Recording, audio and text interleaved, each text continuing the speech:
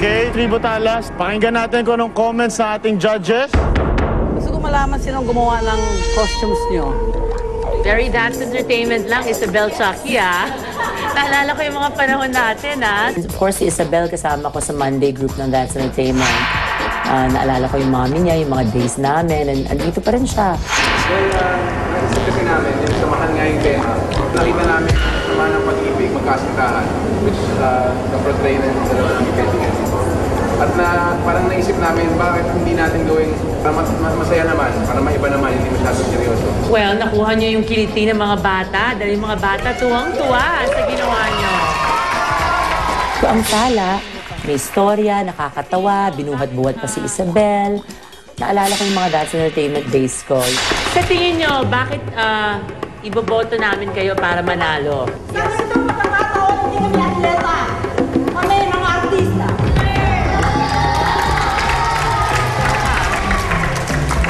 Iba ko sa ginawa nyo, okay? Pero sa tingin ko, hindi kayo sabay-sabay sa production number nyo. At saka lang ko nakita nag-enjoy ako.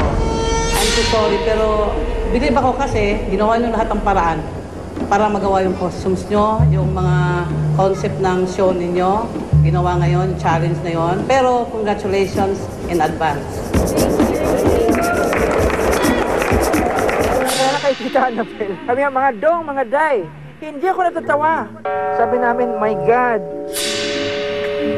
hindi namin napatawa si Tita. Halos gumuho mundo namin doon. Well, ma, I beg to disagree that ako nag-enjoy naman ako sa ginawa nila. Tawang-tawa ako. Happy ako sa ginawa nila kasi pinasaya nila yung gabi ko. At pinasaya nila yung gabi ng mga bata. Di ba? Okay, thank you very much. Palakpakan po natin sila. Congratulations. Maraming salamat, Tribo Tala. Ito na, ang Tribo Bulan.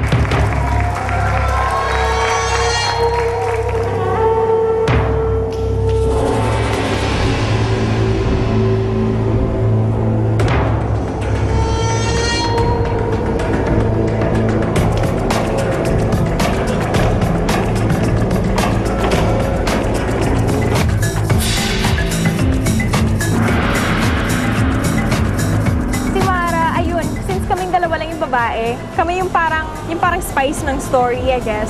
Kasi puro lalaki halos sa amin, 4 sila, tapos kami lang 2 yung babae. Kailangan nila ilagay talaga namin yung mapapansin kami dahil yung judges, 2 babae din. Ito ang storya ng Tribo Bulan. Storya ng Prinsesa Bulan at ng Reyna Bulan.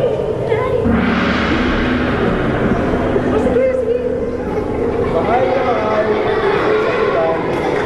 si Reyna Bulan. Kaya lang, dumating ang Diyos ng Tala. At sinumpa ang Reyna ng Bulan. Our story was told in a parang mythical way with princesses and kings and queens. It was told in a very epic story type. Nalungkot ang prinsesa ng Bulan.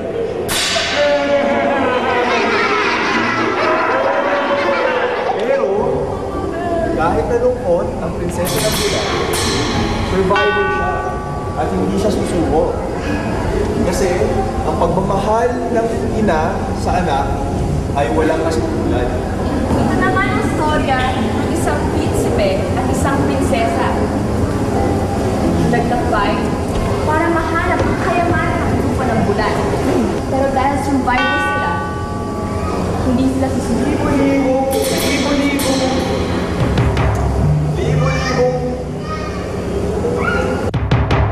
Medyo na-blanco yung utak ko parang nag-stuck ako, tapos teka ko, sige.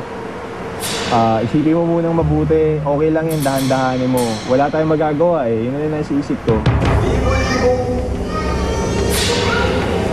Milyong dagat ang kanyang sinisip. Yung medyo nauutal-utal siya. Sabi ko, shock, sabihin mo na lang, bis.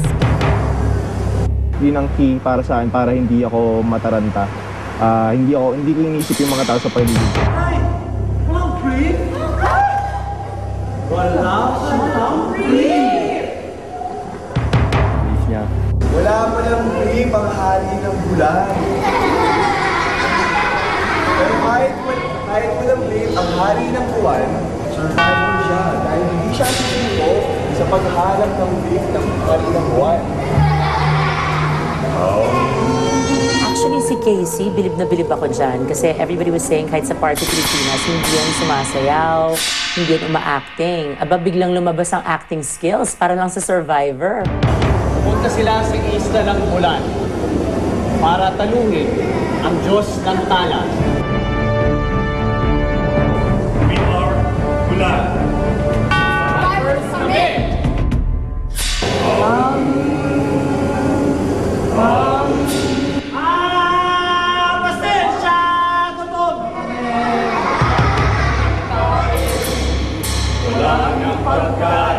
So yung Tagalog was, it says, pasensya na, gutom lang kami.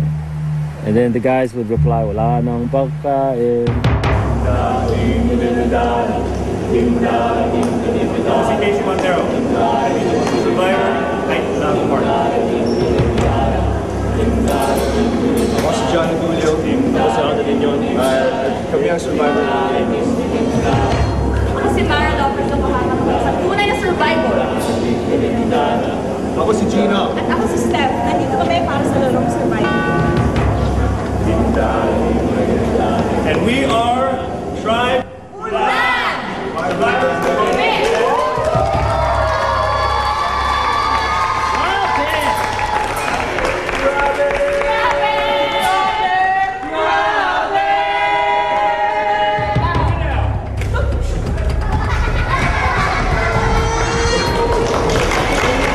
Maganda din naman ang presentation ng Bulan. May force, na-feel ko yung force, na-feel ko yung power. Kaya lang, kumbaga sa TV show, ang presentation namin ay pang noontime show. Ang presentation nila is for yung mga reporter's notebook, mga ganung klase topic. Yes, mga may depth, ganun. Congratulations, Tribo Bulan. Judges, ano masasabi niyo sa performance nila?